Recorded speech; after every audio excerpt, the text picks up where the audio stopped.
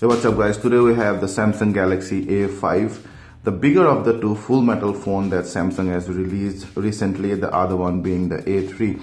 So A5 has some upgraded specs like the 5-inch screen as opposed to the 4.5-inch screen of the A3. It has 2 GB of RAM, the A3 has 1 GB, but more or less the processor and power remains the same. So you see the box is very compact. Now this one is green color, the A3 comes in a blue color box, but overall the design is almost the same. We have the pearl white model here and it costs roughly under 26,000. And you have some quick specs out here. See, it supports 4G. The A3 does not support 4G, by the way. Both A5 and A3 in the Indian market comes with dual SIM facility.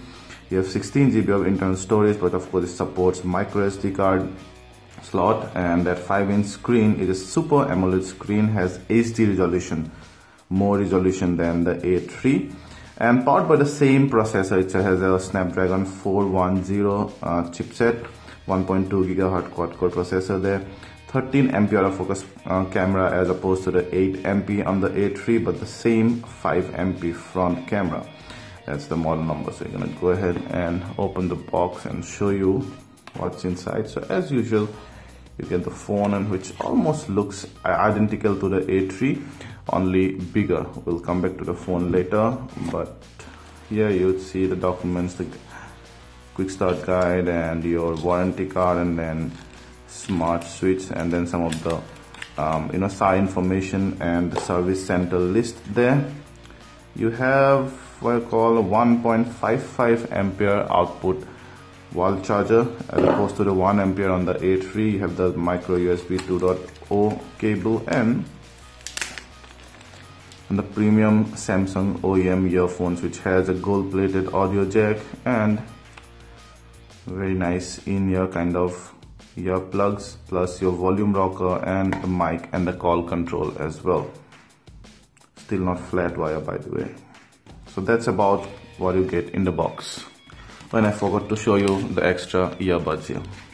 So that's the Samsung Galaxy A5, a full metal body, and the glass here, which you would see is almost identical to the A3 out here, only bigger. So 4.5-inch screen and 5-inch screen.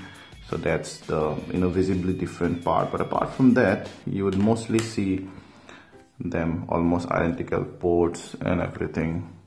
You see, both supporting a dual SIM. Yeah. So 5-inch screen is a Super AMOLED screen. As I told you before, it's protected by Gorilla Glass 4, HD resolution 720p, so 720 by 1080 or 1280 pixels of resolution. Earpiece, your notification LED lights, the sensors, and the 5 MP front camera, home key, and then you'll have the back and the recent key, the volume rocker, mouthpiece, micro USB 2.0 port, 3.5mm jack. You have a nano SIM card slot, the number one, which supports 4G, and the second one supports a micro SIM slot. It also can be replaced with a micro SD card slot. So it could be either a SIM card slot or a micro SD card slot, not both. And your power button, then a secondary noise cancelling mic, a 13 MP back camera, the speaker grill, LED flash, Samsung branding, and seat doors. So the back cover cannot be removable, just like the A3 and just like any unibody metal phone in the market. And this one, despite of being all metal, is it's surprisingly light actually, and it's also very thin. I love the design factor of the phone, and although it's metal, it does not feel that intimidating. You generally expect the metal phones to be heavy. I also like the nice pearl white shimmering kind of a design here. Also these diamond cut edges on the sides around here. So overall, a very nice design element. The A5 is powered by KitKat, and then you have this new TouchWiz UI on top. Well, that's not exactly like the Note 4, but it's a stripped down version nonetheless. So a lot of the bloatware are gone. We have some of the games installed here, plus the speed test, and but otherwise you would see that you don't have chat-ons and stuff, but still it has more apps than the one on the A3. We'll probably do a dedicated video showing the difference between them clearly or more elaborately.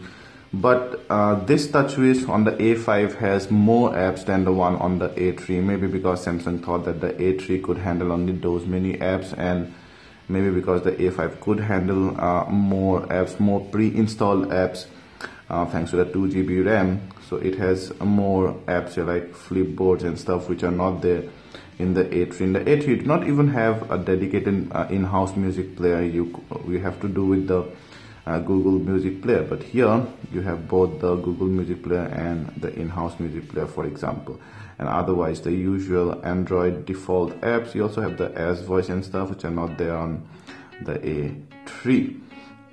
So usual homepage, you can add home pages and stuff, and then your widgets and wallpapers and theme. And then your Flipboard comes. You can of course disable that. You have the usual notification bar and the quick function toggle bar there. Very smooth. And then recent app menu again appear just like card stack, just like on the Note 4. And the back long pressing on the home screen would take you to Google Now. So the usual stuffs here. Yeah, we'll go to the settings and see how this looks. So the icons and designs and layout are inspired from the S5. You have your SIM card manager. Because it's a dual SIM phone, then accounts, and then you have storage. Of course it will have less storage than usual because we have all the games installed, very big games, but you'd get roughly about 10.5 GB initially. About the device, you can see it's powered by 4.4.4. So you have the dialer, pretty usual, and then your keyboard, Samsung keyboard, which is very cool. It supports swipe out of the box, and I also absolutely love the dedicated number row out there. The default browser 460 out of 555, which is pretty cool, just less than Chrome. And then what else? Let's go to the camera. So that's the 13 MP camera. The UI are identical between the A3 and the A5. It's not exactly zero lag, but still it's quite fast, as you can see. You can also tap and acquire focus at various points. The front 5 MP front camera, which is pretty wide, and it also kind of adjusts the exposure accordingly. You have settings there. So 16:9 is 9.6 MP, so it's not exactly a widescreen sensor. And then you have some of the other settings. The video starts right from there. You can pause or stop videos. You have various modes. So no selective focus mode, remember. Now if I go to download here, then you have sports and sound and shot usually, but not the selective focus as we've so come to love on the Note 4. But that's a premium phone anyway. So under enough light, the photos are very detailed. We absolutely love the detail level and the saturation and hue, the color rendition on the A3. We love that on the A5 as well. They are more towards natural. Even at 100%, you fairly could see the detail. And the pictures are not soft as well as the video. The videos are also not soft. They are quite sharp edge to edge. No fuzziness even on the sides, which we like. Under low light, well, the details drops as usual, but still it could retain the noise up to a fair level.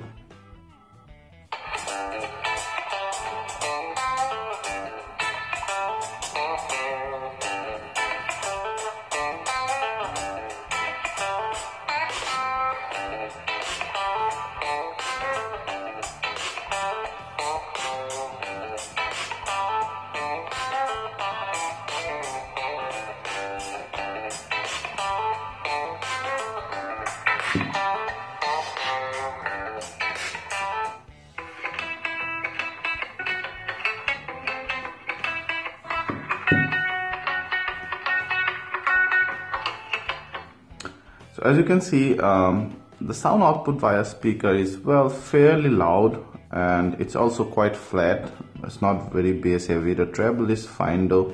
I also like the mid-range just that tad bit. So the bass is not there. I mean, it's there but not overboard, and it does not overshadow or hide the mid-range, which is a good thing, but I would have liked a bit more bass.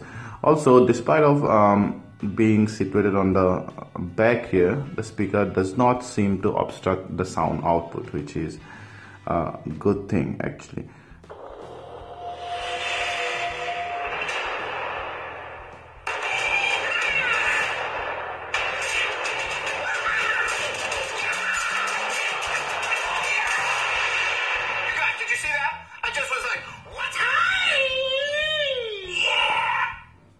You could see even the bass is missing here, but the surround sound and the vocals are very, very enhanced and clear.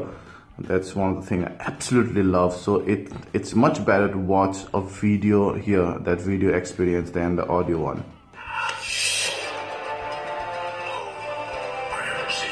Very nice. Also, taking this opportunity, I want to show you the display, how bright and crisp the display is. So you can see we have a nice scene around here, but still I could see what's in there from almost 180 degrees. That's incredible, and that's a Super AMOLED screen for you. Yeah. Very nice. And even if we go to the gallery and try to see some other pictures and stuff, for example, let's say this one's, you would see how crisp the display is. And even if you zoom in, it only pixelates just a little, but then the color renditions and everything are amazing. And the great thing about Super AMOLED screen is that the blacks are very, very dark. There, see, it's not creation stuff, it's actually almost jet black, which is amazing. So an amazing 5-inch screen out there. So overall, as you can see, a very, very smooth user interface. So Samsung has learned to strip all load with apps and also accordingly design their TouchWiz UI as per the power of the phone. They do not give any bloatware these days, and as I told you, on the A3 they have a TouchWiz that's almost stripped off of all the heavy animations and all the unnecessary apps. Here they have more apps than on the A3, but that's because they believe that the phone could handle it, and we also see the phone can fairly well handle all those apps, and for every usage you would not feel any lag or any hanging of phone and stuff. We did some benchmark tests, and AnTuTu score, well, scores fairly average, below the Zenfone 5 and Mi 2 even, and below Redmi Note and stuff.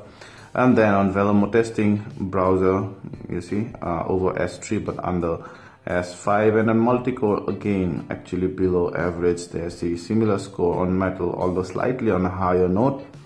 And then iStorm Extreme on 3D Mark, you have 2642. The highest are in the scale of 10,000, so pretty low score there. Basemarks OS 2, 574, and then you can see the highest are like 2,000, so about 1/4 of the iPad 2, but that's a tablet. If we go to phone, iPhone 6 also scores 1,600, so that's really, really more. 4,000, and here is 41,000. It's like way too much. So fairly, very, very low score on Basemark X. So pretty average benchmark scores really. We've tested 3 games on the A5, FIFA 15, Asphalt 8 and Nova 3. It could play Asphalt 8 and FIFA 15 very, very smoothly, but on the Nova 3 it actually lagged and skipped frames occasionally suddenly. So you're playing, you're shooting, and suddenly it would slow down the whole frame rate, and suddenly again it would pick up the frame rate to become normal. So that was the case with Nova 3. So then overall, would you buy the Samsung Galaxy A5?